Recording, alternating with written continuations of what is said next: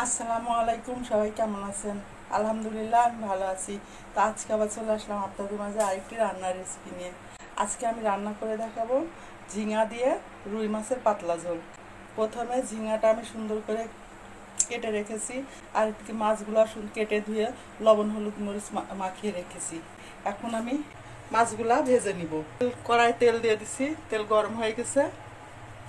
এখন আমি একে একে মাছগুলা দিয়ে দিব। তো মাছগুলো ভাজা হয়ে গেছে, এখন আমি তুলে নিব। এবার আমি এই তেলের ভিতরে ঝিঙেগুলো ভেজে নিব।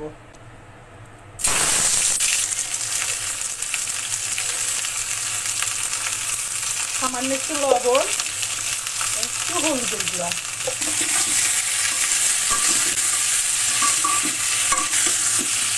এখন এটা আমি একটু ভেজে নিব।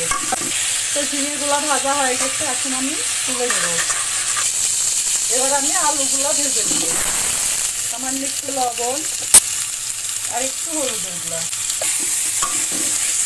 এবার আমি আলুগুলো ভালো করে ভেজে নিব।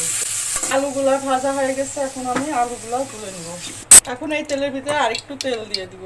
আর আজকে আমি এই ঝিঙা আলুর পাতলা ঝোলটা রান্না করব সম্পূর্ণ বাটা মশলায়। তো এখানে আমি এই তো একসঙ্গে আদা জিরা পেঁয়াজ রসুন শুকনো মরিচ হলুদ ধনিয়া গুঁড়া সম্পূর্ণ বেটে রেখেছি। এখন এই বাটা মশলাটা তেলের উপর দিয়ে দিব। আর আমি এই মশলাটা সম্পূর্ণ শিলপাটাই করে নিয়েছি, আপনাদের চাইলে ব্লেন্ডারও করে নিতে পারেন। এখন এই মশলাটা আমি খুব ভালো করে কষিয়ে নিব। মশলাটা ভালো করে কষানো হয়ে গেছে, এখন আমি পরিমাণ মতো ঝোলের পানি দিয়ে দিব।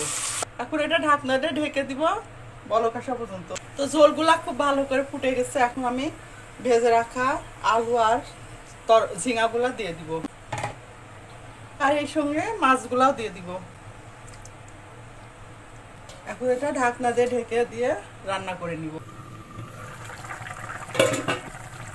তো আমার ঝিঙা আলু দিয়ে রুই মাছের পাতলা ঝোলটা রান্না হয়ে গেছে, এখন আমি নামিয়ে নিব। তো তরকারিটা রান্না হয়ে গেছে, এখন আমি উপর থেকে ভাজা জিরার গুঁড়া ছড়িয়ে দিব। তো ভিডিওটা ভালো লাগলে আপনারা এভাবে একবার বাসায় রান্না করে খেয়ে দেখবেন। আর ভালো লাগলে আমার ইউটিউব চ্যানেলটা সাবস্ক্রাইব করে দিয়ে লাইক কমেন্ট শেয়ার দিয়ে পাশে থাকবেন। আজকে এ পর্যন্তই। আগামীতে আবার নতুন কোনো ভিডিও নিয়ে আপনাদের মাঝে উপস্থিত হব। আল্লাহ হাফেজ। আসসালামু আলাইকুম।